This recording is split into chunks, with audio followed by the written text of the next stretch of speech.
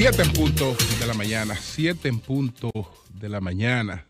Buenos días, dominicanos, dominicanas, ciudadanos, ciudadanas del mundo. Julio Martínez Pozo. Los comentarios de los temas más importantes en el programa de mayor influencia de la radio y la televisión nacional. Entonces vamos con los temas de nuestra agenda de hoy, si el cacerolazo nos permite pues hablar. Bueno, tenemos señores, en el día de hoy la marcha por la democracia que hicieron ayer sectores de la oposición y los cacerolazos que se hicieron sentir en distintos sectores de clase media alta en el Distrito Nacional y en Santo Domingo Este, que yo tenga constancia. También pues el apoyo de Estados Unidos,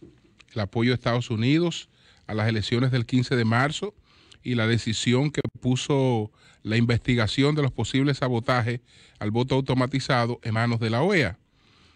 Ampliaremos un poco sobre esta decisión del gobierno con relación a la investigación del sabotaje al voto automatizado. Hay un comunicado del CONET. Y bueno, antes de entrar en materia, quiero lamentar el fallecimiento del señor Ernesto J. Armenteros. Don Ernesto J. Armenteros fue socio fundador de la Colonial de Seguros y falleció en el día de ayer. Así es que nuestras condolencias a toda la familia de don Ernesto J. Armenteros y a toda la gente de la Colonial de Seguros. Entonces, señores, miren, antes de que entremos en estos temas que les quiero tratar en el día de hoy, quiero mantener siempre presente la situación que estamos viviendo con el coronavirus.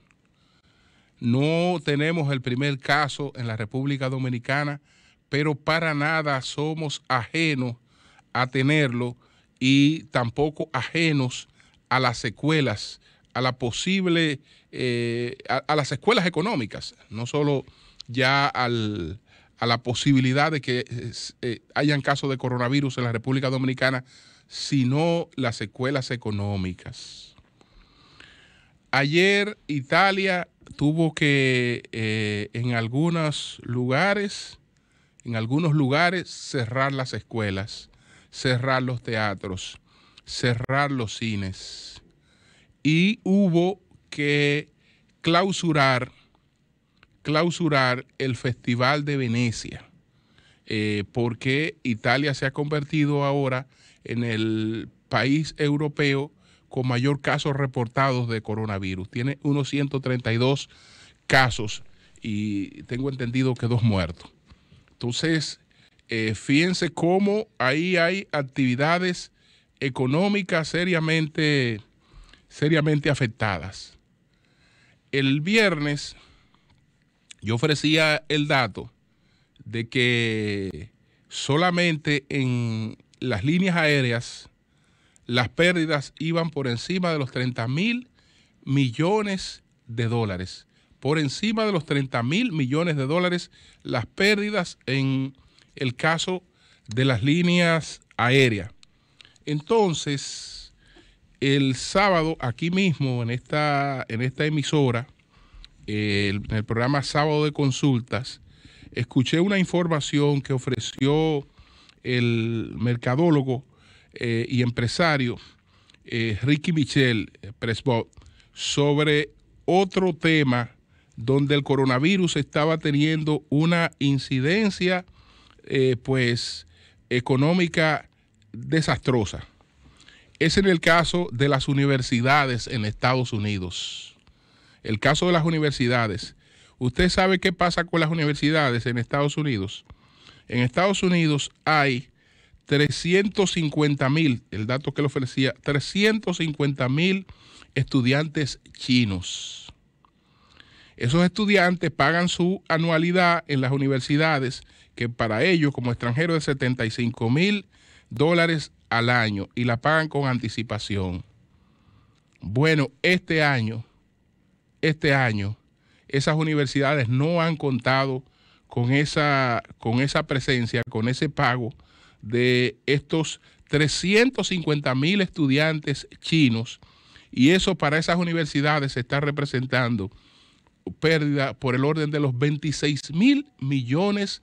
¿Ustedes escucharon el dato? $26,000 millones solamente por el hecho de que 350,000 estudiantes chinos que estudian en los Estados Unidos no han podido hacer la matriculación de este año por el coronavirus. Eso impacta a esas universidades de manera terrible. De manera terrible impacta eso a esas universidades. El viernes informé también de la suspensión del Mobile World Congress. Este es el principal congreso de los smartphones, de toda la telefonía que se desarrolla, el primer congreso mundial de la telefonía que se desarrolla en Barcelona, con todo lo que eso implica. Entonces, entre nosotros hay otras cosas que todavía no se evidencian, pero que se irán registrando en la medida en que se vayan agotando los almacenamientos de productos chinos. China es la principal factoría del mundo.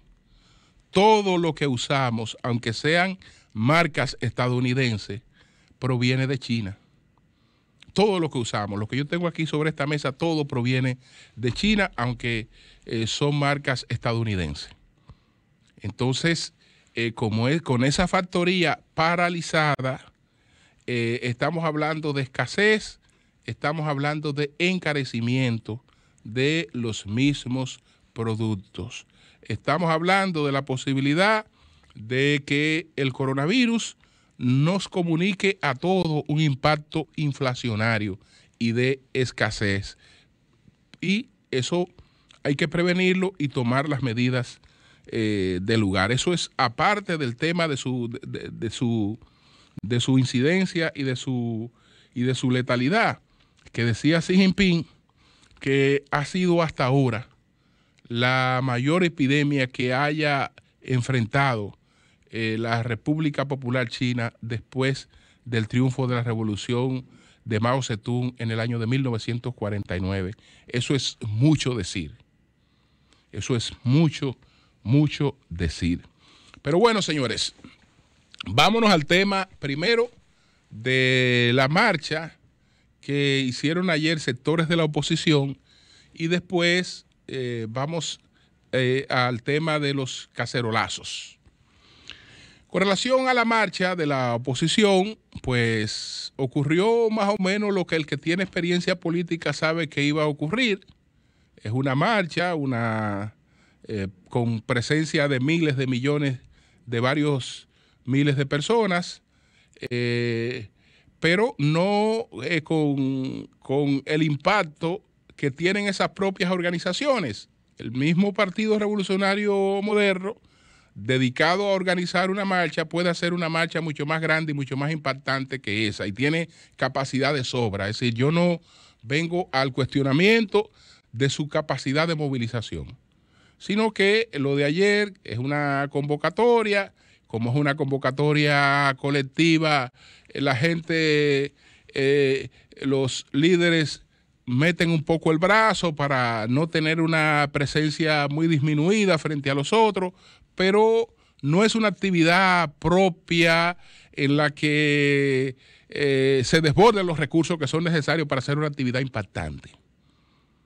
Entonces, por eso, cuando se ven las observaciones de los drones y no fotos de marcha de la oposición venezolana y una serie de cosas, pues se nota que no tiene todo el impacto que pudo haber tenido, pero eso no tiene que ver con la capacidad de convocatoria, sino con las circunstancias de esa convocatoria.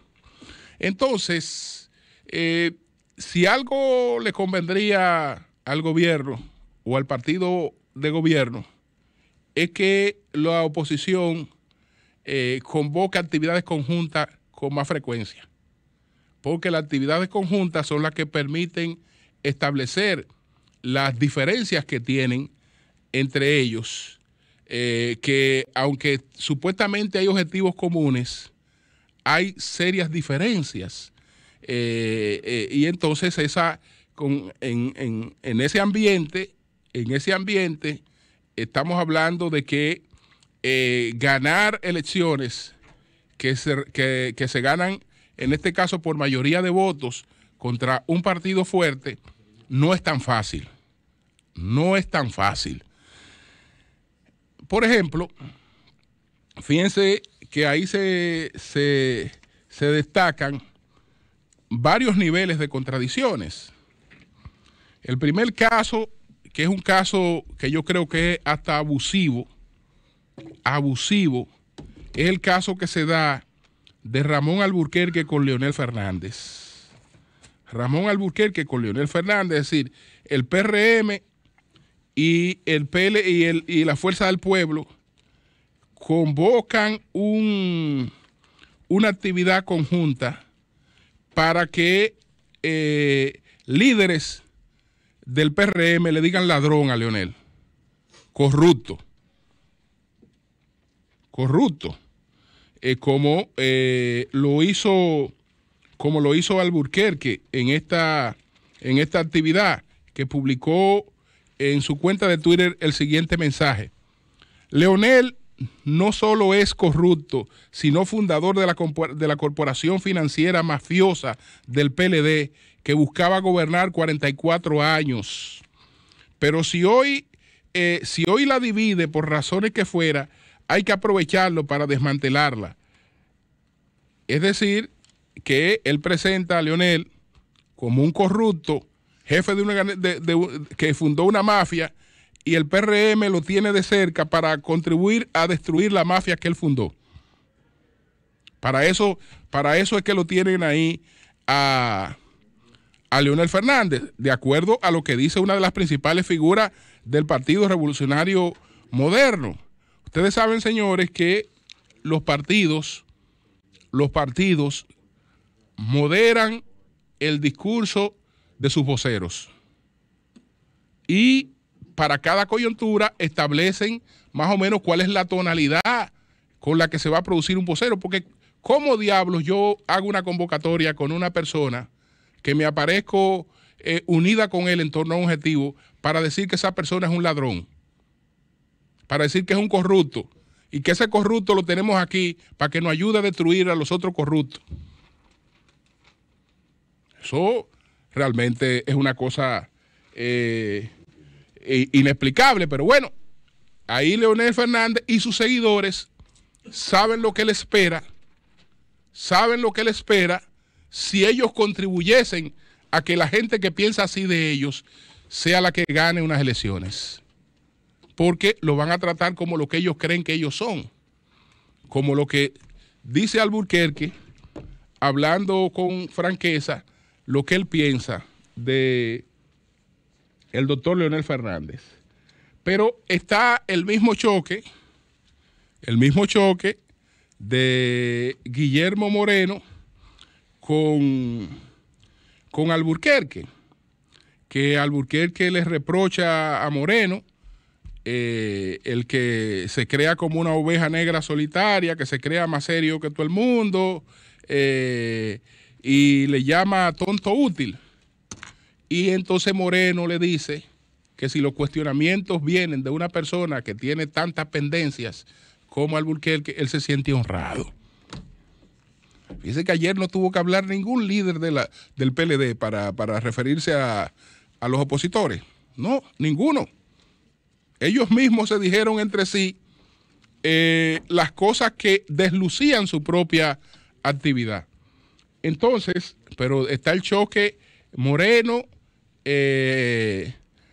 PRM, que Moreno no va a la actividad porque Moreno dice que no participa de una alianza donde esté Leonel Fernández, porque él piensa lo mismo que piensa Alburquerque de Leonel Fernández. Entonces no se liga a una actividad donde esté Leonel Fernández, por eso no estuvo en la actividad de ayer. Pero lo de Vinicito y Tony Raful, por el hecho de que Vinicito entiende que si hay varios candidatos, ninguno debió tener el privilegio de tomar la tribuna porque no es una actividad de un partido en particular, sino de varios, y que supuestamente lo que habían acordado era que jóvenes que no eran candidatos fueran los voceros en esa actividad. Entonces ahí Vinicito protesta por la cuestión esta de que quien habló fue Faride, y Tony se encargó de los insultos correspondientes a Vinicito Castillo. Se encargó de los insultos correspondientes. Y bueno, previo a esto tuvimos el intercambio entre Luis Abinader y Melimel, cuando Luis Abinader dice que va para la Plaza de la Bandera con su familia, que le anuncia a Cataño, y lo paran en seco y le advierten que su presencia allí pues distorsiona este movimiento. Entonces, ¿qué es lo que queda de esta manifestación de ayer? ¿Qué es lo que queda? Ver gente en la calle con bandera, pero eso lo vemos siempre. Lo que queda realmente son estas notas discordantes, que son las que reflejan realmente qué es lo que hay allí. Si existe realmente un nivel de unidad o si existe un nivel de compactación. Desde luego, yo no sé a quién se le ocurre convocar una actividad conjunta entre aspirantes que están compitiendo por los mismos puestos.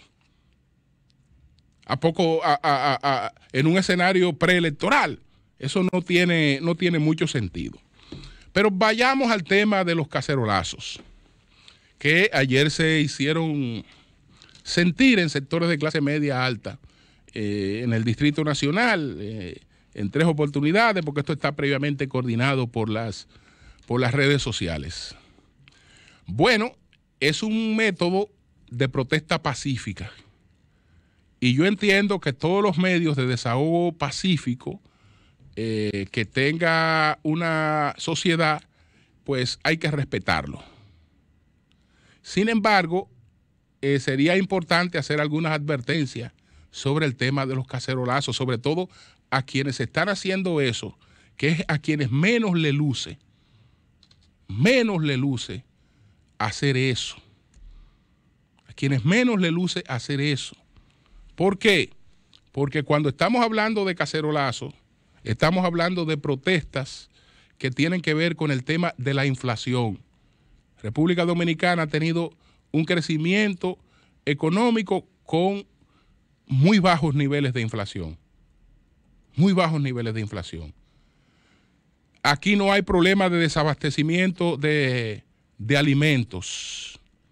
No hay problema de cambios bruscos en los precios de los alimentos, como la época en la que hablamos de los supermercados como casa del terror. No hay problema en la cuota de los préstamos de los bancos.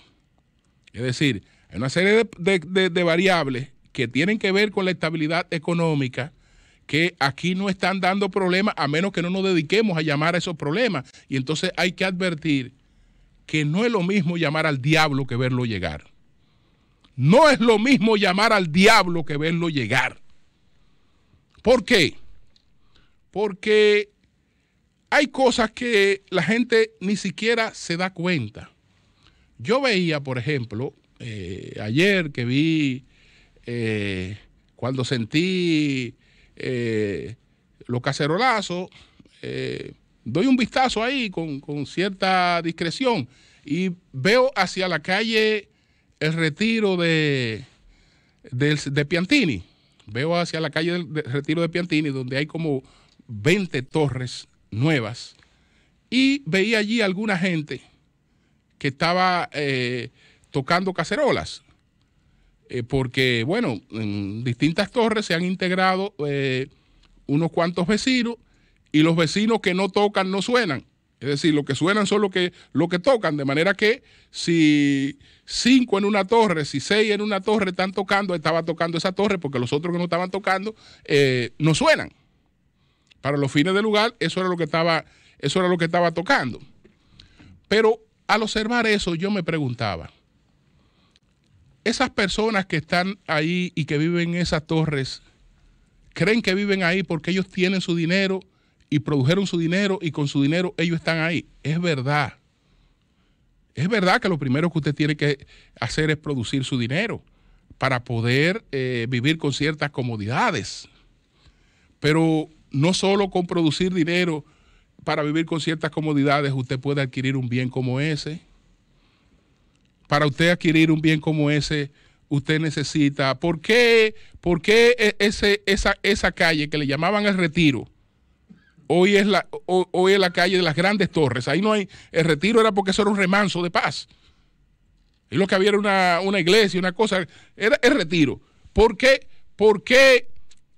esa calle, esa pequeña calle, hoy está llena de torres? Está llena de torres porque hay una dinámica económica que lo ha permitido. Y la dinámica económica, ¿usted sabe qué implica? Crédito disponible, estable en la banca. No basta con que tú tengas tu cuarto para comprar una torre, porque aquí antes tú ibas y comprabas y separabas y tú no sabías cuándo te entregaban y se te quedaban con tu cuarto. Porque si al constructor de una torre le entra un proceso de desestabilización económica que le alteró todo su presupuesto, se fue al diablo la torre.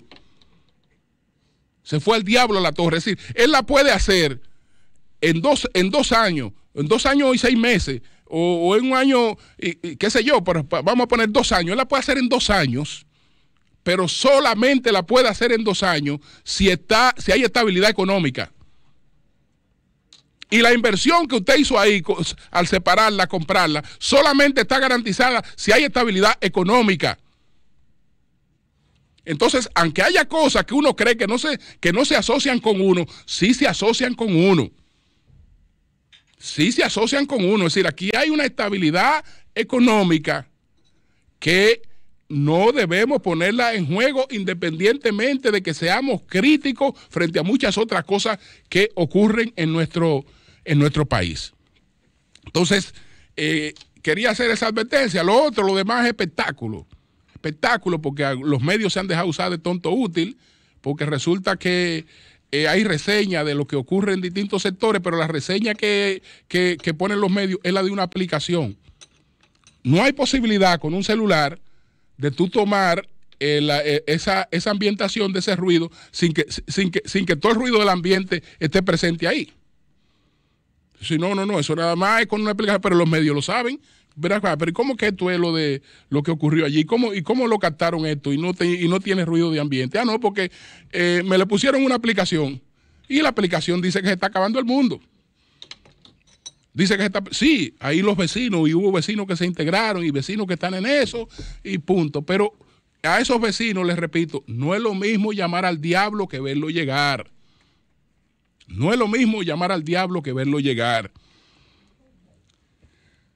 Y este señor que está aquí, y ya yo ahí estoy pasando a otro tema, este señor que está aquí fue el individuo más responsable en advertirle al liderazgo político dominicano,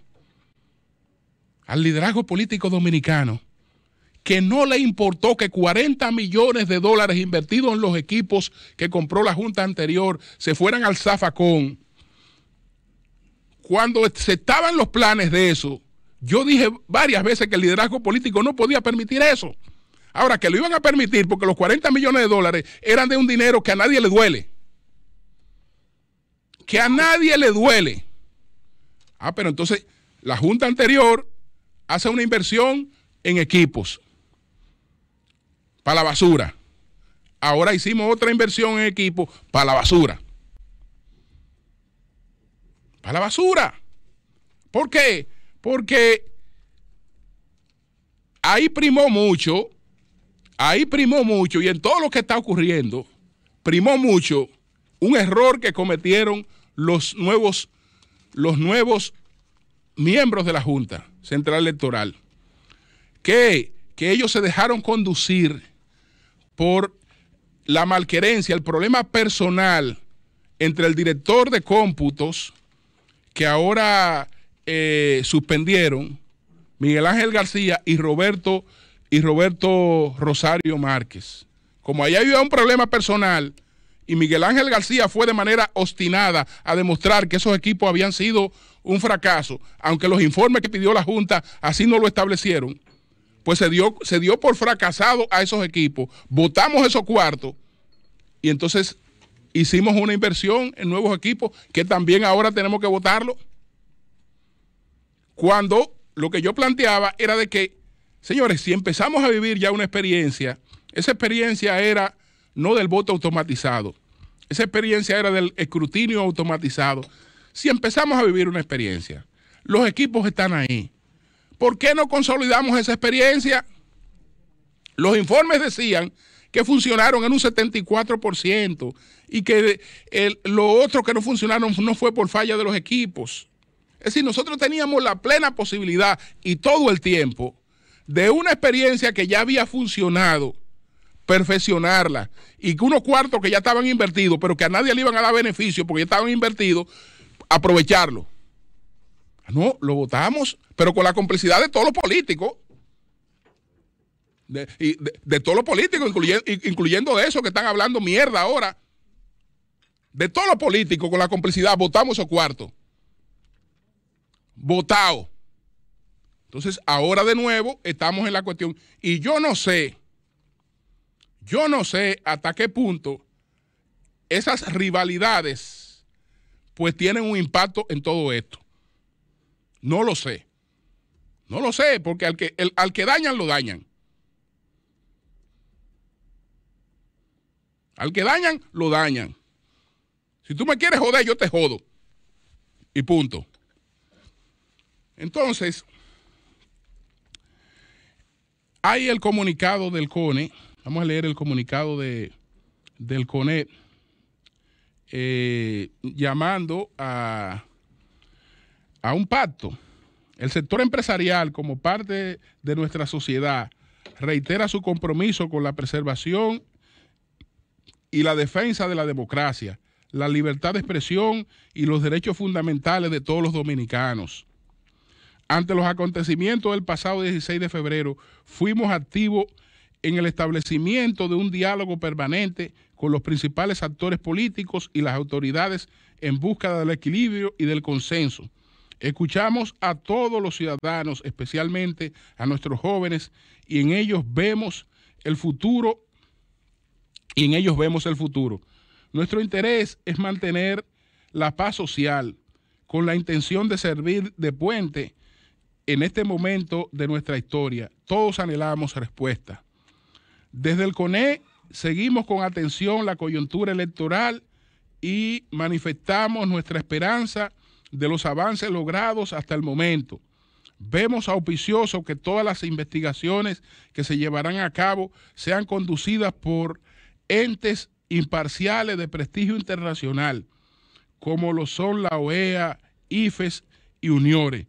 Confiamos en que estos organismos contribuirán a la objetividad y a la transparencia. Procuramos preservar el orden constitucional y reafirmamos nuestro compromiso con la plena vigencia del marco legal. Como representantes de un sector preocupado por garantizar la estabilidad social, económica y política de nuestra nación, convocamos a los distintos actores políticos y sociales a ejercer un papel responsable con el objetivo de contribuir a una mejor y más robusta democracia. Hacemos un llamado a la suscripción de un gran acuerdo nacional que recoja los compromisos necesarios para garantizar la plena democracia. Trabajemos todos juntos como la gran familia de dominicanos que somos por un proceso electoral ordenado, transparente y en paz.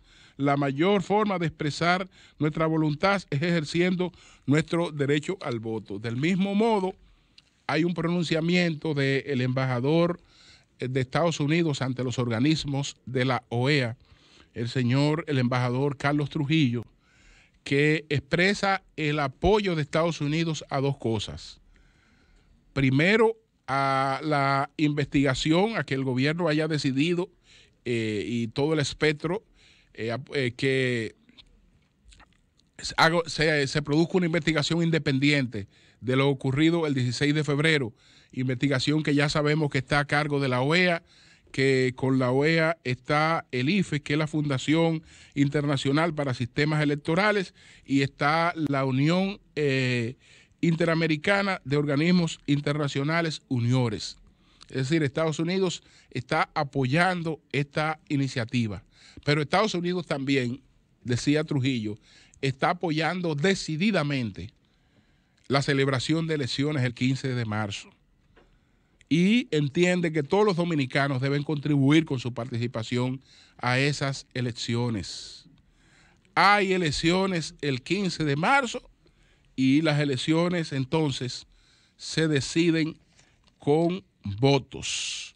Vamos a esperar a ver qué rumbo toman las cosas, porque yo creo que ya para protesta con relación a lo ocurrido en la Junta, pues está bueno.